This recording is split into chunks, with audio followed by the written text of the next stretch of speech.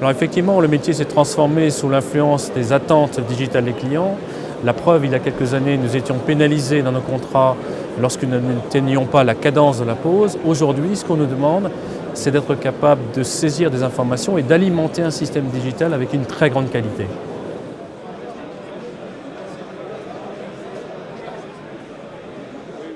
Aujourd'hui, on considère qu'un technicien poseur de compteur a acquis les gestes techniques et donc ce qu'on attend de lui, c'est une qualité dans la capacité à se servir du système informatique du client.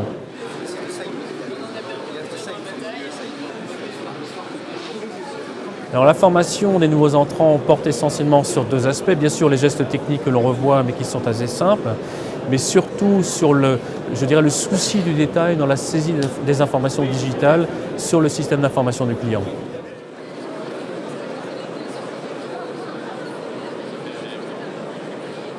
La R&D porte sur des éléments qui peuvent paraître un peu inattendus dans le secteur et en particulier on va doter nos techniciens d'équipements.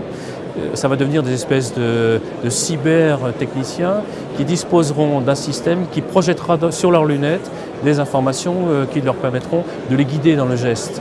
Et ça, c'est très nouveau. Alors par exemple, lorsqu'un technicien intervient sur un compteur, on saura lui indiquer s'il a respecté l'ordre des étapes, s'il a saisi les bonnes informations et on saura l'aider à localiser les informations digitales sur les compteurs sur le terrain en projetant sur ses lunettes des instructions graphiques très simples à utiliser.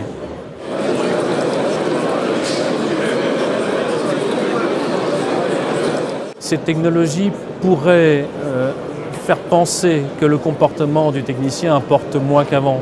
Et c'est l'inverse en fait. C'est que la qualité de la relation entre le technicien et la personne chez qui il va intervenir est absolument fondamentale. Et aujourd'hui, on s'aperçoit que les affaires qui se déroulent pas forcément très bien sont des affaires sur lesquelles on a négligé cet aspect-là. Donc le comportement, l'appétence, l'envie du technicien transparaît. C'est vraiment très important.